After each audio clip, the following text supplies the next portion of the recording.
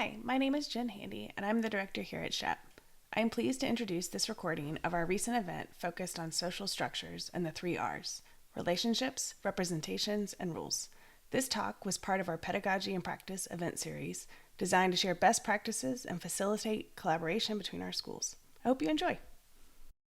So today we have Professor John Eastwood and Professor Howard Pickett to talk specifically about John's work around social structures and kind of rethinking that work, and then how Howard has incorporated that into his poverty studies courses. So it's both the work and the idea and really the application and how we teach it and where we can go from there. So I'm going to tell you a little bit about them, and then I'm going to kick it off to them. If you have questions, you can put them in the chat. I can help monitor those and ask them at the end, but we'll kind of let them do their thing. Questions at the end. So a little bit about them, the short bios, because they're long bios. They're incredibly impressive. So John Eastwood is a professor of sociology and the current department head for sociology and anthropology at Washington and Lee. He's core faculty member of the Shepherd program at Washington and Lee, and he is a social theorist with a strong interest in quantitative methods. He teaches seminars on classical and contemporary theory, as well as courses that train students on how to use quantitative and computational tools to answer sociological questions. And Howard Pickett. So Howard is the professor of ethics and poverty studies at Washington and Lee and the director of the Shepherd program there at Washington and Lee. He teaches courses on poverty studies courses on dignity and human rights, oppression and privilege, human capability, and Martin Luther King Jr. He researches ethics, poverty, distributive justice, and modern religious thought. So those are our folks, and I will turn it over to them. Great. Thanks, Jen. I'm really thrilled to be here, because, in large part because I get to ask John some questions about the work that I've already incorporated into my classes, and I think we'll get to that later. But I was just hoping, John, you could tell us a little bit about the origins of the project. I know it grew out of your teaching and some frustrations there. Can you just tell us a little bit about how the book Social Structure came to be? Sure. Yeah. Thank you. And let me first say thank you to Jen for organizing this, and to you, Howard, for being here, and to everybody who's on the call. I appreciate your willingness to spend a few minutes, hearing about these ideas and thinking about them, and looking forward to hearing what you might think about them as well. Yeah, this project really started in fall of 2020, and I was teaching a classical social theory course, which is a 300 level, that sort of an advanced seminar for majors mostly in my department. And you all remember fall of 2020, and it feels like a long time ago now, but we were, mostly meeting in person, this particular class, 2 hours a day outside in a tent, and then 1 hour per 2 hours per week outside in a tent, and then 1 hour per week. I would record like mini lectures, and we sort of worked our way through some of the canon of classical anthropological and sociological theory.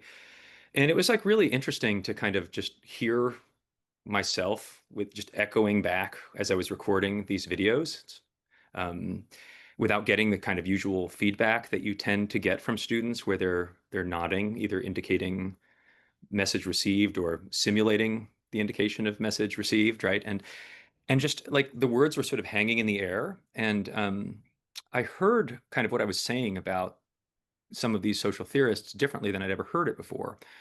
What I heard was confusion that I hadn't noticed before, or hadn't fully noticed before.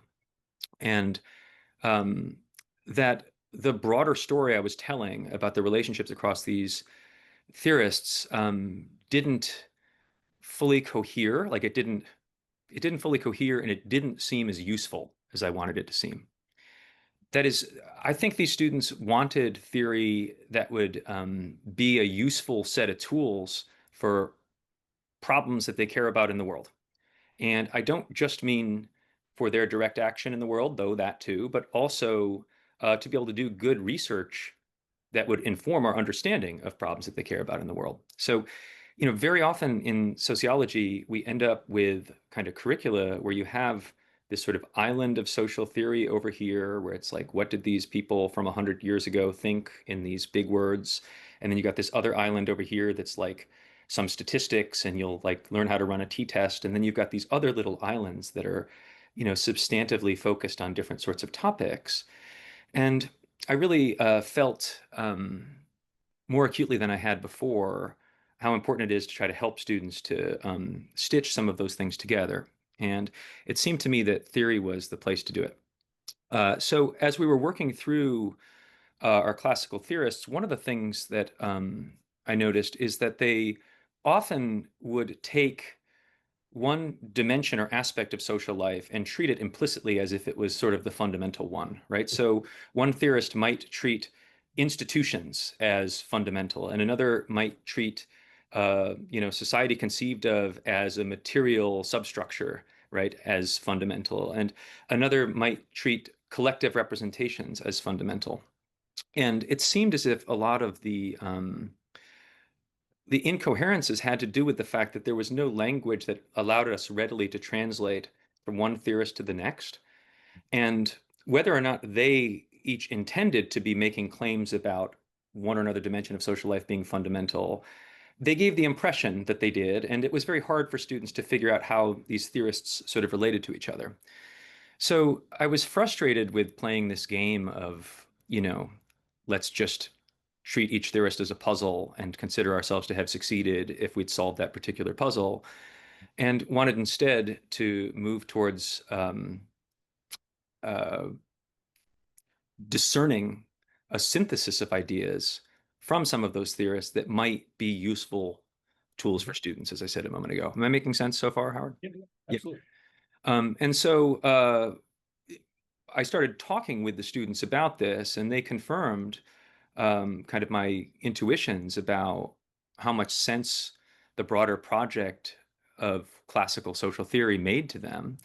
And they also confirmed my sense that they didn't want it to just be a kind of like museum study, as important as museums are, like a museum study of theorists from 100 years ago, but they wanted to know, well, what is it that I'm supposed to be taking from Durkheim that should help me to, live more effectively in the world now? Mhm. So I started orienting the mini lectures towards that, the recorded lectures towards that, and started small conversations with a few of those students kind of on the side.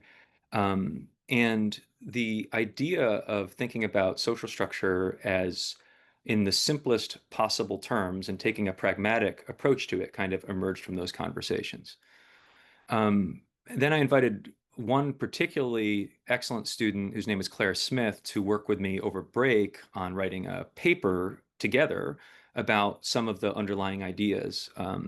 And we spent that parts of December and January of that year writing, getting out on paper some initial ideas about social structure, relationships, representations, and rules that she would later present to the American Sociological Association as part of a roundtable, and that were really some of the first statements of the ideas that appear in the book. Then I just started rolling it out in pieces into classes. I taught theory a couple more times, engaged with students there, got feedback from many students, too excellent to name them all, today. But I will single out another student, Meg Graham, who worked with me coming out of a second iteration of that course on some of the underlying ideas in chapter 4 in the book that are about social structural explanations and how a lot of contemporary ethnographic work is kind of already, how it can be read in relation to the 3 R's. Does that kind of give you a picture of the genesis of it? Absolutely. And so, right, in my classes, in interdisciplinary poverty studies classes, often with first years, but really from first years to fourth years, if they haven't done much work with social theory, if they're not sociology majors, for instance, they might use a word like structural or social structural, but oftentimes in kind of a vague way, or maybe one student's using it one way and one student's using it another way. And so, if you're going to offer them sort of a working definition of social structures, like what is it, before we turn to the rules, representations, and relationships? Yeah, sure. So the way that I try to explain this to students and the way I kind of introduce it in the book is just first think about the fact that there's two words in the phrase social structure, right? And so social modifies structure. So Mhm. social structures must be some particular kind of structure. And this word structure, like all words, means lots of different things, but one of its central meanings going back millennia to the Latin is just a built thing, right? And very often, right, when we refer to a structure, we literally mean a building, right?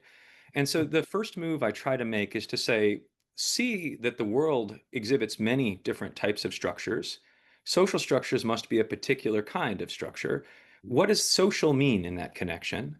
Uh, I would say that social means built out of interdependent action. If you look at what some of our best sociological theory is actually saying beneath a lot of the jargon, what it's saying social is interdependent action. That is, people making choices that depend upon the choices that other people are making or our expectations or anticipation of the choices other people are making.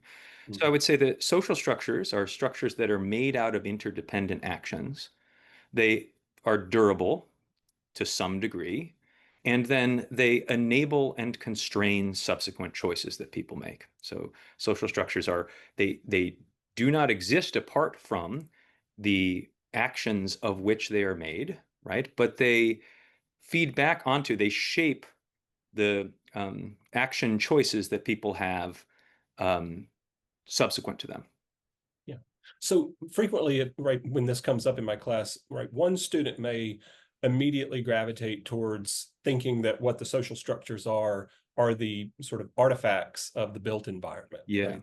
They're the particular buildings, right? The transportation networks or the Yeah. roads. And another student may think, oh, well, I know what these are. These are laws, Yeah. right? And so to that, like, how do you respond to those particular misunderstandings? Right. Or misunderstandings or just different understandings even, right? Like it's because in the end, the justification for the parsing that I'm offering is purely pragmatic, right? I'm not asserting that I know what social structures like really are, but offering up a framework for thinking about them that I hope might be useful, right?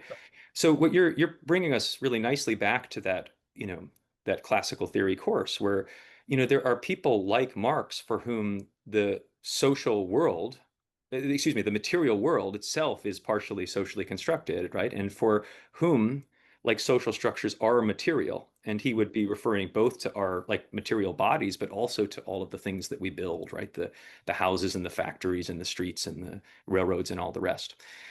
And you know, for the longest time, like I also just thought, yeah, all of those are social structures too, because they're made through social processes, right? That's the basic rationale for that way of thinking. But like, I think just sort of careful attention to conceptual distinctions here can actually help us to reason a little bit more carefully about this, right? So if we start with the idea that there's lots of different sorts of structures in the world and that they're made differently, made in different ways of different kinds of things, then and that social structures are not the same as material structures, but exist in the same world as them, we're going to be able to build better accounts of the relationship between the material world and the social world, right? Which are not separated by some kind of veil in any case, right? So, for instance, people who are interested in the built environment and how the built environment shapes social possibilities are not wrong to want to include that in sociology or poverty studies or any of these other areas of inquiry that we're all here, engaged in. But it's going to help them theorize better about these things if I think if they draw clear distinctions about how the material and the social structural aspects of social contexts differ from each other. Does that make? Yeah, yeah. Yeah. And so what about the student who sort of thinks, the main or if not the only social structure that's really relevant, at least within poverty and inequality studies course, is a law, Is a right? law. Right. Well, like laws are really important, right? Like formal institutions are really important. And of course, there are lots of theorists who basically think all of our stories need to begin and end there. You're asking like, what would I say to a student who has that? Yeah, I mean, I'm imagining to some extent you might introduce them to the three R's, right? I And would, yeah, yeah, yeah. I'm just curious how you would go about doing that with a student who might assume that the only structures that really matter are rules, and more specifically, formal rules in the form of laws. Right. Yeah. So I haven't really talked about the What theory are the three yet. R's, right? Yeah. I mean, Right. Yeah. Right. So this is, I mean, this is the theory basically says, the theory basically says social structures are made of interdependent actions, and we can break them down into three basic types, right, at a kind of quasi-elemental level, right? And those are relationships, representations, and rules, mhm, right? And by relationships, I mean recurrent types of exchange or interaction between two or more people. And by representations, I mean shared categories, right? And by rules, I mean prescriptions for or prescriptions or proscriptions against certain kinds of action, right? And the notion is that each of these basic types of structure, we can even identify the basic types of action of which they're made, right? So relationships are made out of ongoing interdependent like affiliation decisions, affiliation actions, right? And representations are made out of categorization behaviors, identification and ascription. I am this or I am not this. You are that or you are not that. This okay. is this or it is not that. And rules are made out of following or not following, right? And enforcing or not enforcing. I mean, so what I would first do with a student who thinks that social structure is all about formal rules is I would just start to try to gently draw their attention to these other forms of structure that they can see operative in their own lives, right? So maybe I would probably start with informal norms since that's like one step away from formal rules, Mhm, mhm, right? mhm. And ask them to consider some of the ways in which formal rule systems might actually depend upon informal norms that stitch them together. And then I might ask them to think about the sort of relational networks that enable or constrain rule enforcement, right? And there's certain Right. types of network structures that make it possible for us to have a norm and to enforce a norm, and certain types of network structures that make that much harder to attain. And then I'd probably move from there to shared representations, like having them note that even what they're calling like formal institutions or laws or formal rules um, are often actually representations of those rules, right? Ah, Am I wow. making any sense? Yeah, yeah, absolutely. Yeah. And you had said earlier that your hope was that sort of this theory would actually empower your students to do research as well as action. But like, Yeah.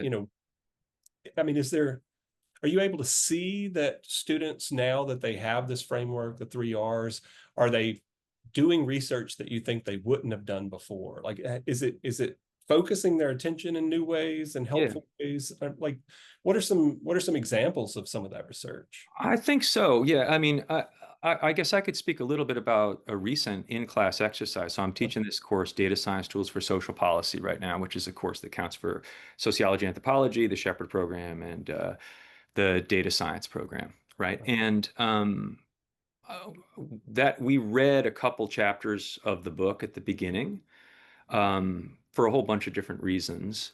And then I wanted to try out whether the ideas in the book would be useful tools for these students for addressing a particular kind of problem, which is building practical, useful theory about contextual variability in some relationship. So I gave them some data it's sort of classic data that people use for demonstrating certain statistical things that we don't need to get into. But these are data about students nested in schools, right?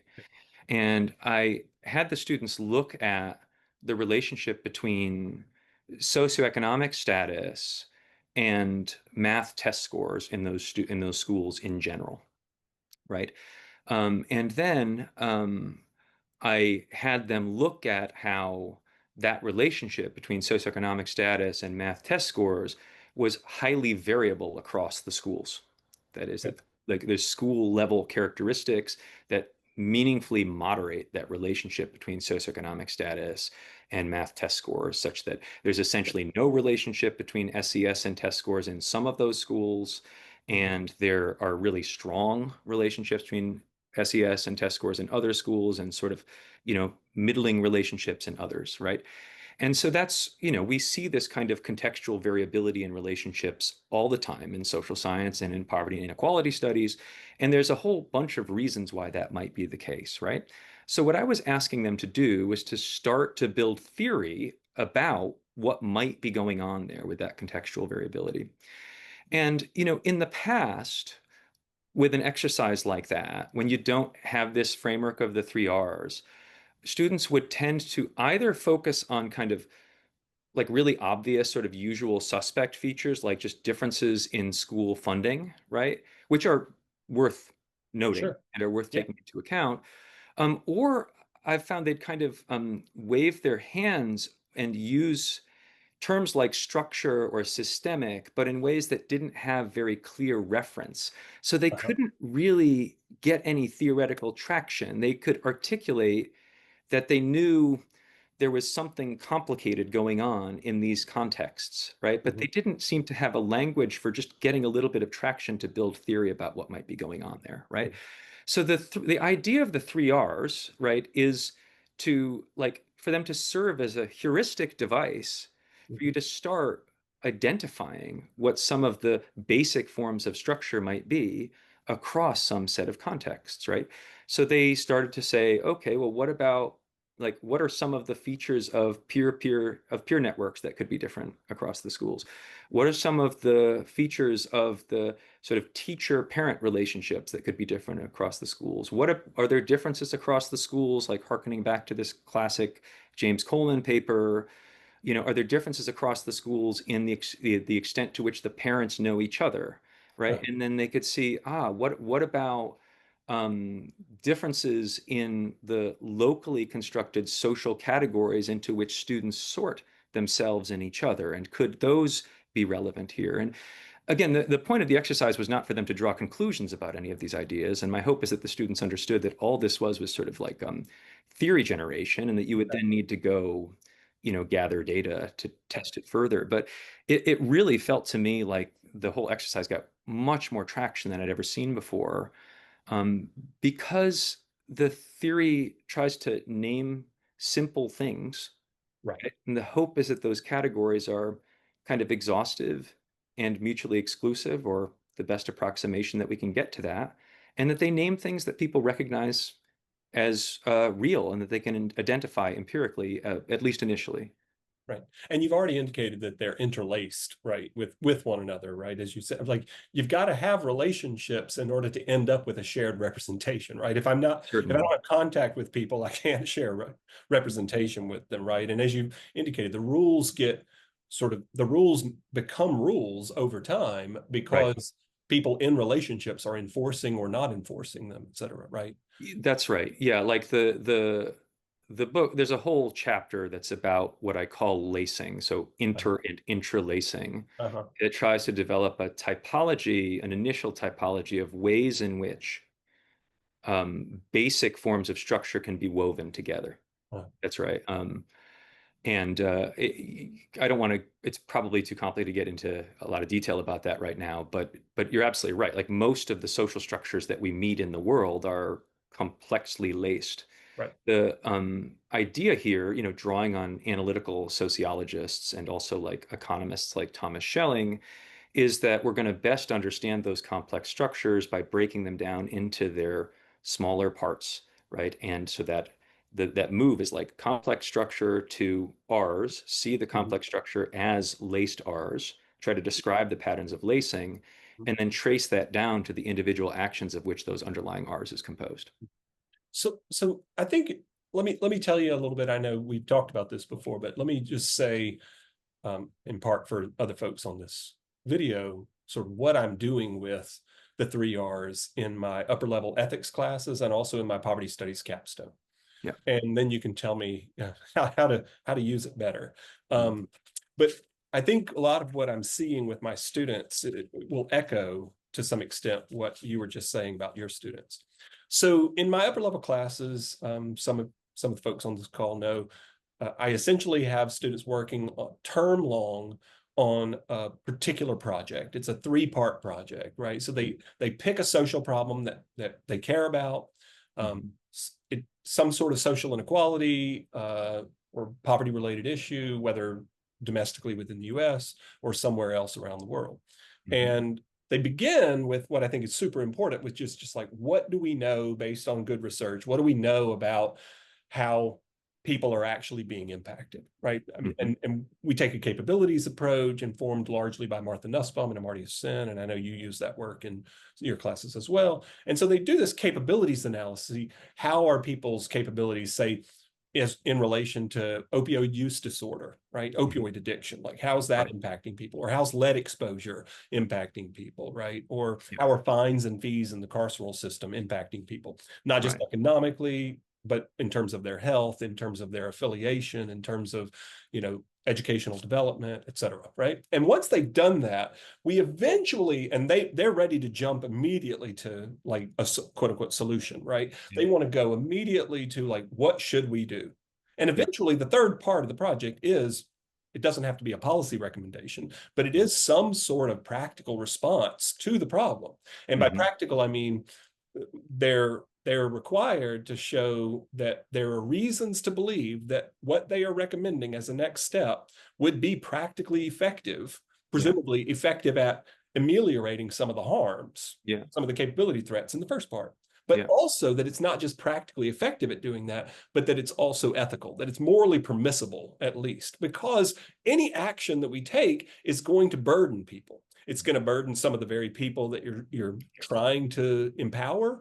It's going to burden people who pay for the stuff that's going to be used to empower. It's going to burden people who have needs that are going to be neglected because you're focusing scarce attention and resources on these issues rather than those issues. And we should be able, like, hypothetically, if somebody were to knock at the door and say, how could you burden me in this way? Yeah. Rather than say we didn't burden you, it might be better to say, well, here's the justification of the burden. If we believe in the fundamental equality and dignity of all people, Mhm. then we are going to end up having to make choices that burden people. Yeah. The question is, do they burden people in justifiable, fair ways that recognize their fundamental equality? Right. Well, now to the point, right? In between that capabilities or harm analysis and that practical recommendation, practical ethical recommendation, they do a social structural analysis. Mhm. And what I detected is that before I had the 3 R's framework, looking back on it, I think I see in hindsight that students would gravitate towards one of the R's over the other. And in fact, Mhm. not Yeah. just one of the R's, like a very small subset of one of Yeah. the R's, right? Mhm. So an economics student or a politics student almost always ended up writing about a law. Mhm. And so introducing the 3 R's not only broadened them to other kinds of rules, like pulling them out to informal norms, Mhm. right? Informal rules, informal Right. norms, but also in some ways redirected their attention to representations and relationships. Yeah. And I think, again, unscientific observation here, but I think that my English majors and my psychology majors, for instance, would gravitate towards not just representations, but it was usually media representations of a social group. Like it was stereotypes. For Right. the economists, it was laws all the way down. And for the English majors and psych majors, it was like stereotypes all the way down. And so Mhm. they had their sense of representations broadened. We're Yeah. not just talking about the categorization of social groups or individuals within social groups. We're talking Yeah. about any shared categorization. Like, I think, correct me if I'm wrong, I think we're even talking about like, what is school, right? Yeah. What is healthcare a commodity? Mhm. Is it a right? Is Right. welfare redistribution?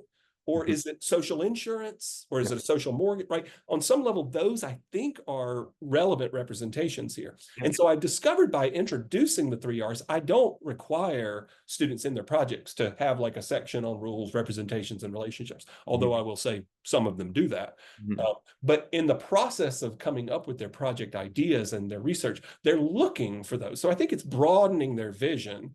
But then it's not just broadening their vision.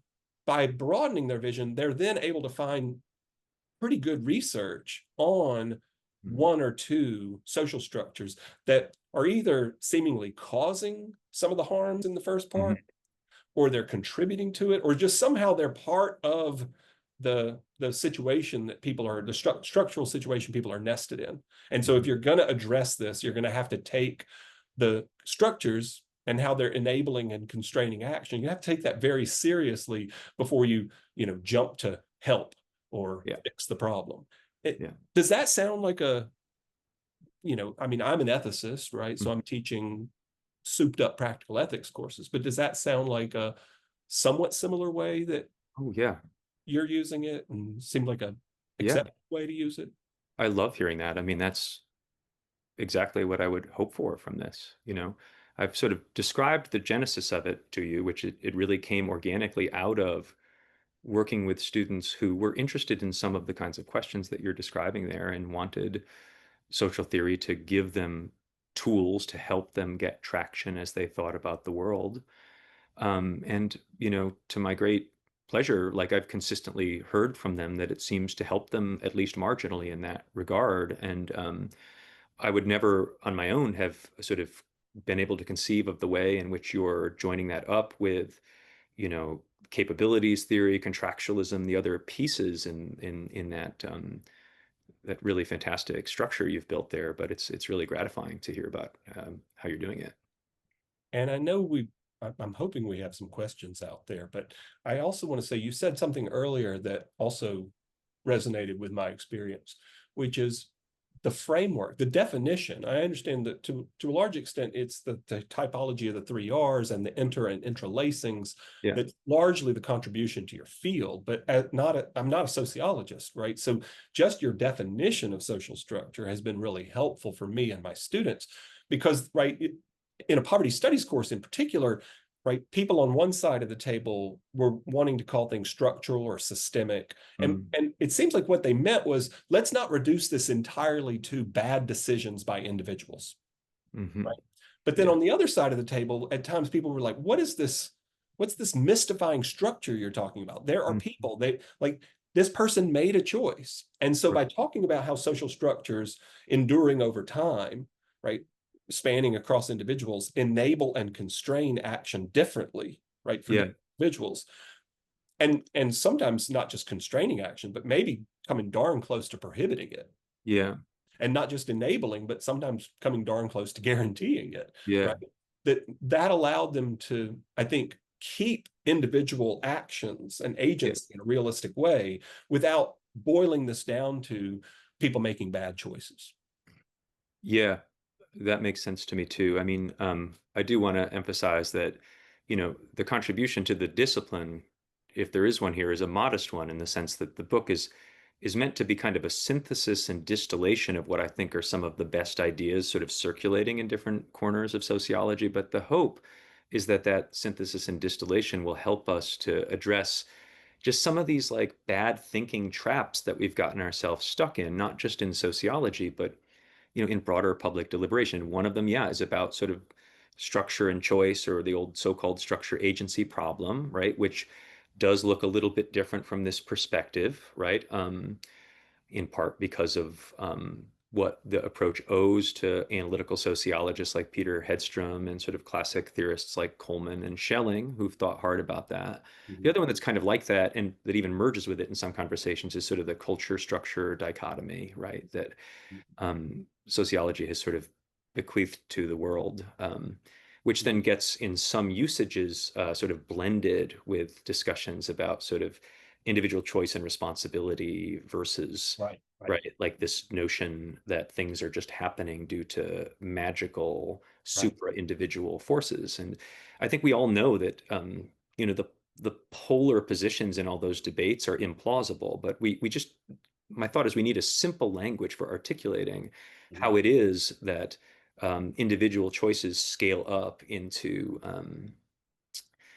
structures that then feed back on enabling and constraining subsequent action. And again, I think those ideas are there in both classical and contemporary sociological theory. So it's about like excavating them and presenting them to students and to others in a way that hopefully makes them accessible and useful. Yeah. Well, I mean, we turn to questions. Maybe Jen can field some questions for us, but I will just say, I'm extremely grateful for your work and explaining it to me because it's just allowed my students to see a lot better. And in some ways, it's very intimidating to see all these social structures. But in another way, you also allow for a decent understanding of the forms those structures might take.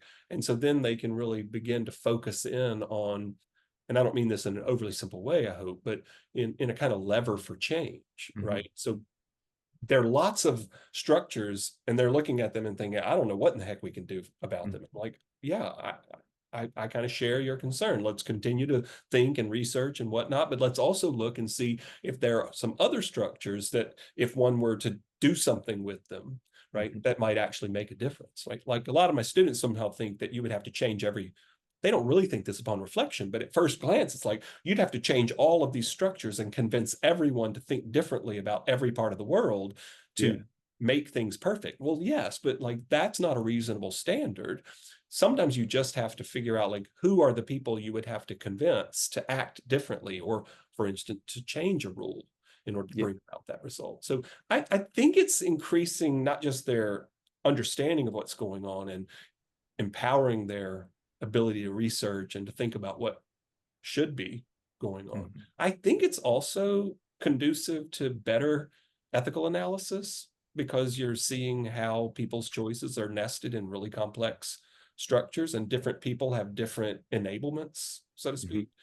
I also hope that I think it's increasing empathy, if you will, or compassion, because I think I think on some level, recognizing the humanity of people involves recognizing their responsibility, their accountability for their actions. But it's also seeing people within the particular structures that they inhabit.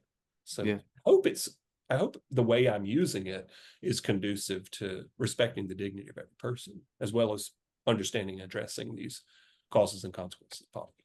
So I'm grateful. Thank you so much. So we have some questions coming in, and I have one just kind of to build on that. So you talked a little bit, Howard, for a second about just it can get overwhelming, right? You're looking at how interlaced all of this is, and you're looking at one problem, but it really touches. You start looking at education, but you can't look at education without food and food without health. And there's this moment where it just feels daunting. And in my experience, I've seen some students kind of not shut down, but be like, it's just too hard.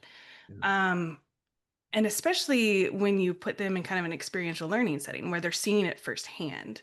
Like, do you see this as a way to kind of help guide, like give them something to hold on to rather than like seeing kind of the gravity? Are you seeing in your class or either of your classes a way to kind of keep them curious and learning rather than kind of shutting down with the enormity of it? I have something to say about Howard. Do you want to go first on that? You might have a better answer. Go ahead, John.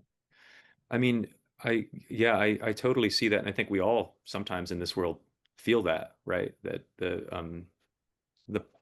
sometimes the problems we wish to address are just so daunting. And one of the things that makes them daunting is how complex they are. I guess I think like one role for sociology and maybe social science more generally in that broader the broader division of labor that we make to address problems of common concern is to try to better understand the mechanisms through which those complex problems work. And while focusing on complex structures might be daunting, I think the hope is that we can demystify them through understanding them scientifically. And if we demystify them, that basically means identifying the mechanisms through which they work. And then once we've identified the mechanisms through which they work, we should be able to see like where are there dials that we might be able to turn, right? Whether those are, formal social policies like rule changes that governments or non-governmental organizations make, or, like policy in the broader sense dials, even just individual level interactive choices that people could make differently if we share information about that would scale up to produce different outcomes.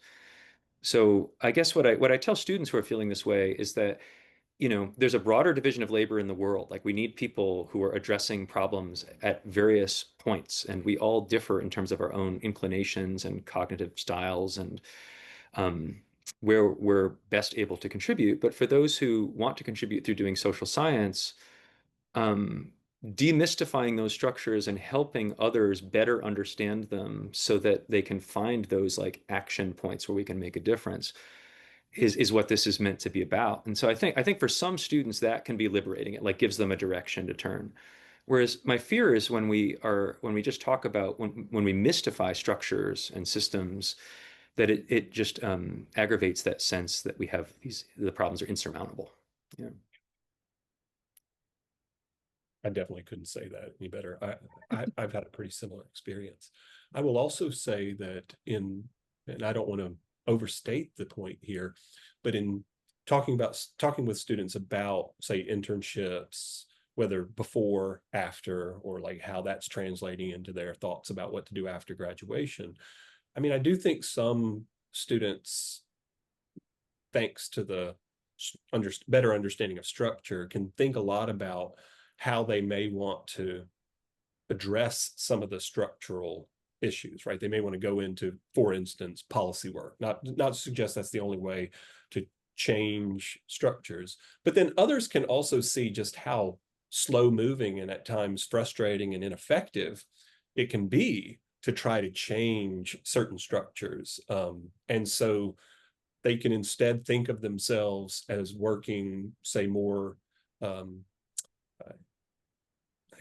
like sort of face to face with individuals whose capabilities are thwarted or threatened, right? And recognizing structures is a pretty good way of empowering individuals and also collaborating with those individuals to sort of navigate the structures that are constraining certain actions, enabling others.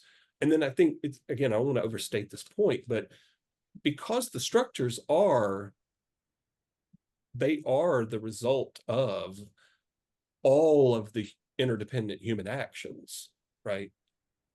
On some level, like little tiny resistances to certain expectations, norms, representations. I mean, it really can have, ripple effects, network effects. I mean, certainly within the local area, but maybe in some cases more broadly. So it's not like you're just like saying, we're going to leave the structure as it is and navigate it. The navigating is having an effect on the structures. Mm-hmm. And I think that's very helpful for the student who was kind of frustrated working at this level, but felt like working at this level was a kind of acquiescence to the way things are. Mm-hmm.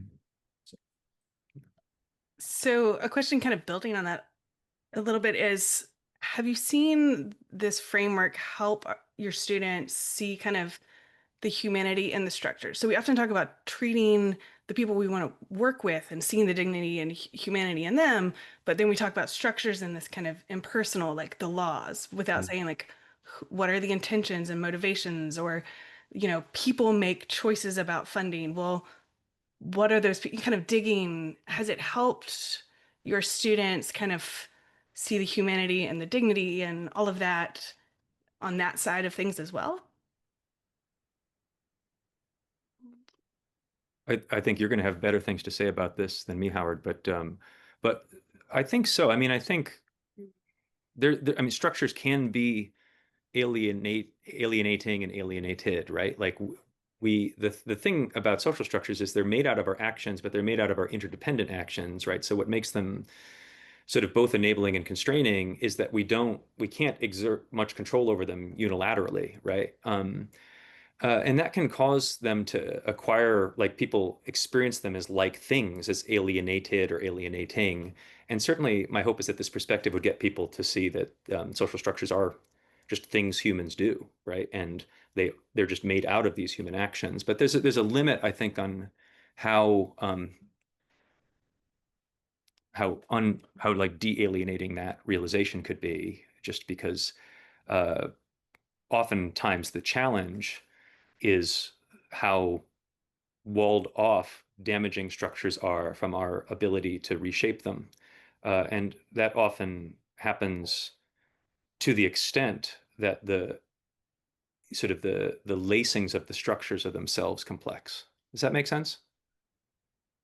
Yeah, and Jen, just to add two things is, one, my hope is that the structure of the three-part structure of the project that we've got threes and structure. I'm sorry, the three-part project in the class is, I hope, among other things, keeping the focus front and center on actual human beings, right? We're not moving to any structural analysis for just because we're curious about structures, right? But because we care about people, right? Mhm. And people's capabilities are being thwarted or threatened or could be improved, et cetera. And then coming back to the recommendation of what to do about it as a next step is all about like practical effectiveness for actually improving real humans' lives and Mm. being morally justifiable within a context where everyone is fundamentally equal, Yeah. right? And so the hope is that, and I don't want to suggest it's depersonal during the midsection on the social structural, but I Mhm. just think it's also really important to say, why are we looking at the structures? Well, Mhm. I mean, I think it makes sense to say, well, we can be curious about lots of things, but out of all the things that we can be curious about, I think it makes a lot of sense to be curious about what would actually make humans' lives go better.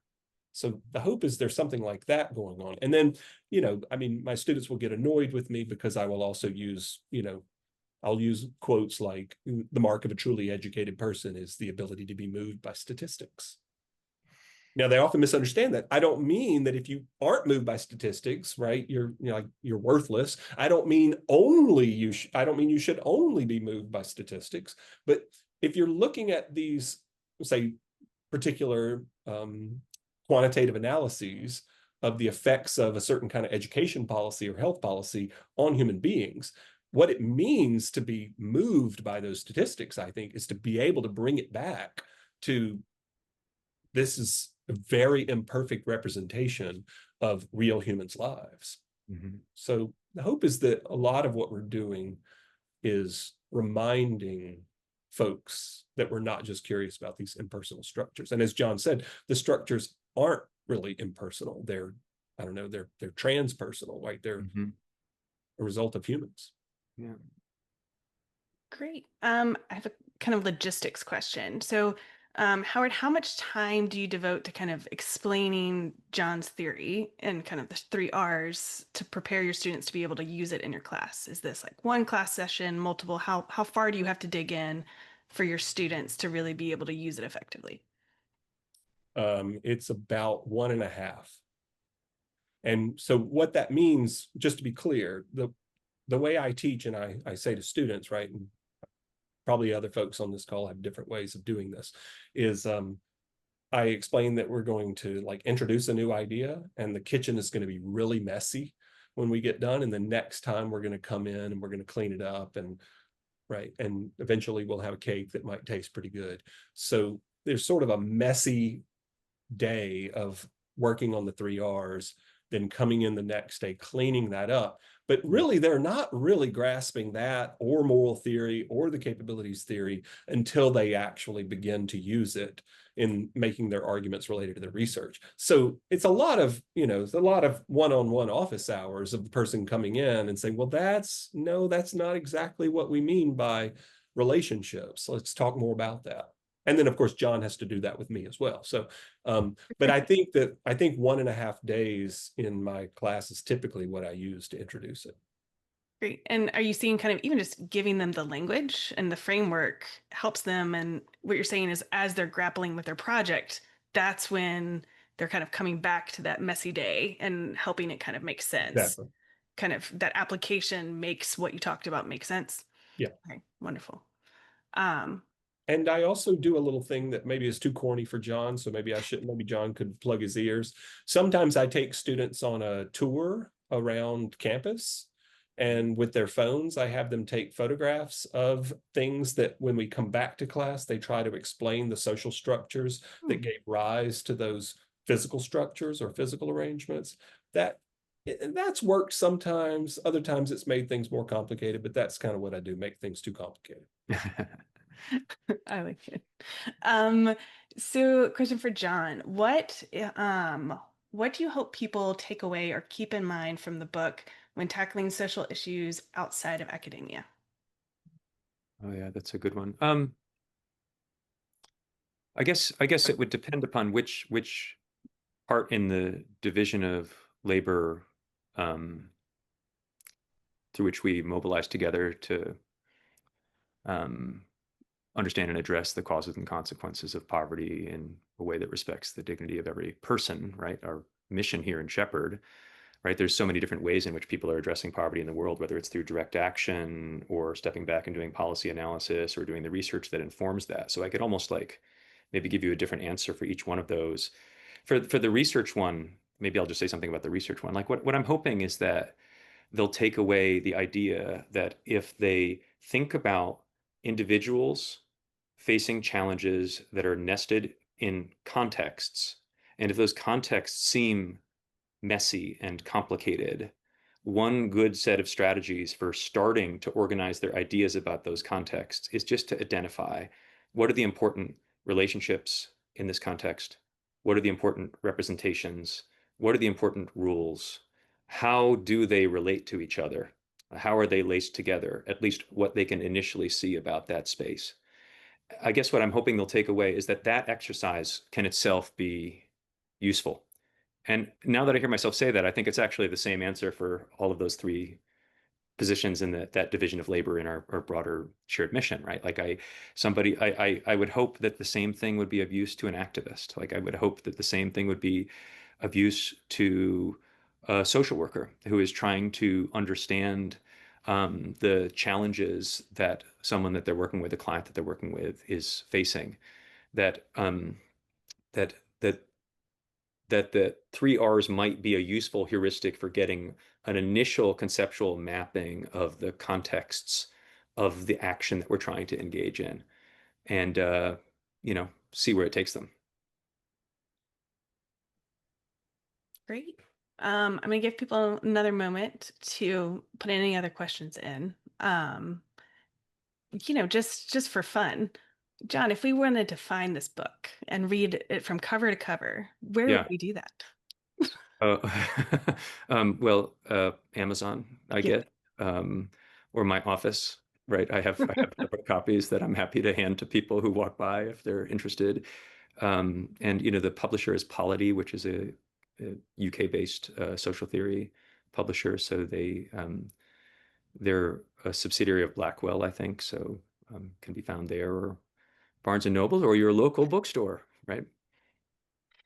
Good ad, right? Let me be clear. The book is almost certainly not in your local bookstore, but you could probably have them order it for you if you want to support a local bookstore. Great. Well, those were our questions. Thank you so much for being here and for kind of introducing this and helping us start to think about it. Like I mentioned, we're going to record this and be able to share it with others. So we will have that posted in about a week. But thank you for being here and sharing your expertise and helping us kind of think about how we might do this work. Thank you very much. Thanks for having us. Yeah, thanks a lot. Thank you.